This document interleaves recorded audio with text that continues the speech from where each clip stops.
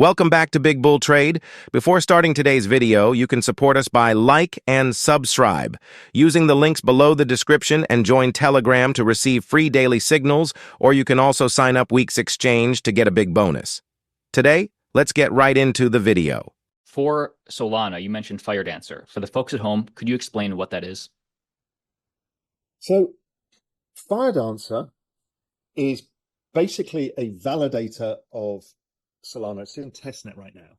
It's basically another way of accessing the Solana network. It was built by Jump Trading, which is a high-frequency trading firm that's deep into crypto. And they built it to be fast enough for high-frequency trading. High-frequency trading is basically limited. So the game in high-frequency trading is to be the fastest with seeing the order flow and putting your orders in. That uses massive fiber optic cables of the shortest possible length, because what they're using is the speed of light. So they say, well, it's impossible to do that in Ethereum or Solana or anything. So you need something that operates at this quantum change, a step change in speed. So they built a new version of Solana, which will run, which you can choose as your validator. If Solana's theoretical transactions per second is 65,000, this is theoretically 1 million. So it's an entire game change. So what does that enable? Why am I interested in it? Because things like some of the two initiatives from Solana, one was compressed NFTs, allow you to create 1 million NFTs for $100. We're seeing that on layer 2s as well, like Base, but we're not at layer 1 level. Okay, Solana's a whole different game. So that makes it very cheap. So you can use NFTs for other things, not high-end art or stuff. You can use it for tickets or whatever, high-frequency stuff. Now, if you've got a chain that operates at the speed of financial markets, well, now you can tokenize exchanges. You can put exchanges on the blockchain like NASDAQ. Okay, that gets really interesting. Now, this tech stack's not ready. It won't be this cycle, but we'll see people using this new speed and low latency for interesting stuff, and it'll build a narrative. Next cycle, we'll see the launch of stuff on it. So that's how I think about this. This is like, we've just unleashed two superpowers, and we will start to see people experimenting with it and the narrative building. Next cycle, we'll actually see projects coming out on it. But it is a game changer for the entire crypto space, and most people aren't aware of it yet. I saw this thing on Twitter a week or two ago. Maybe you did that. Maybe it was FUD. I don't know, but like 70% of all transactions on Solana fail or something like that. Have you seen that? And does this solve it? So no, it doesn't solve that. Right now, the network's overwhelmed because of massive use, because of meme coins and other stuff. And we've seen this in ETH in the past as well, where it just gets overwhelmed with activity.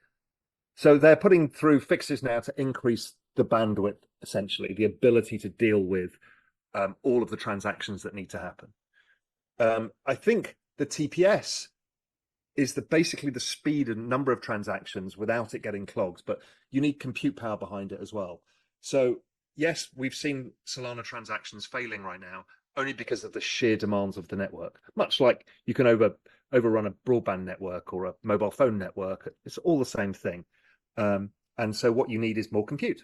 So you need more compute, a few fixes, make things a bit faster. So it's not broken per se, it's just being tested to its limits, which I actually think is very bullish, particularly if they put a decent patch through and before you know it, it opens up the network again. And to be fair, Solana's biggest haters, the Cardano community, the AVAX community, whatever, wish they had a problem like this, but then they can easily snipe at you when all the energy is on the Solana blockchain. Yeah, well, remember we had the same in ETH back in 2021. Right, the NFT craze that happened on ETH, it was massive. And it just, plus DeFi, plus everything else, suddenly overwhelmed ETH. The gas fees went up, the network was clogged, you couldn't get transactions through. That's actually a good sign. It shows you got product market fit. Your thesis for Bitcoin, discussed earlier in this conversation, was at least a $200,000 Bitcoin top of cycle. For Solana, as that is your biggest bet in crypto today, where's that put Solana? Look, we don't really know, but I would assume that if Solana's at 200-ish today, right, for it to go up 100% would be, in crypto summer, would be highly unusual. at least 300% would be pretty standard.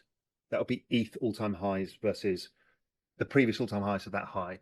So that will put it 600. So let's mark that as like, that's a reasonable spot. If I use a few charts and a bit of, log charts, I get somewhere between 800 and 1200. In a complete bubble cycle, I think it can go above 2000. In a short stunted cycle, 750, something like that. But it's still all to play for, is the point. What is your investor's thesis for ETH this year? Given this is an institutional cycle, people like Bitcoin now, but ETH. So if Bitcoin is the gateway drug, the RAAs, everybody else, you can kind of get your dad across the line with Bitcoin. And you can just use digital gold or, store of value or something that's pretty straightforward. ETH really is the settlement layer for all of the layer twos, but also I think a lot of the financial services industry will build on top of it because it's deemed to be the safe bet. It's like using Salesforce for your CRM and other stuff. It's like using AWS, right? It's the thing you don't get fired for. Now, I think Solana will grab part of that market because of Firedancer, which is much faster. We can talk about that later. But generally speaking, ETH is the easy choice. It's like you work for a large corporation, they'll give you Microsoft Office. ETH is Microsoft Office. Interesting. Okay. But you think ETH's the safer play, but Solana's like the easier play. So if you could, like Solana and ETH for this cycle, what are your thoughts? Well, the proof is in the pudding. I'm 90% Solana. That's been my big bet for this cycle. So last cycle, my bet was switching Bitcoin into ETH a little bit later in the cycle after the bottoming of that Bitcoin ETH cross. And that really paid off because it massively outperformed. And this cycle, I switched my ETH into Solana last year, about August. And that really, really paid off. And I think it continues. And so Firedancer. But the biggest game in town, however, is what is the Solana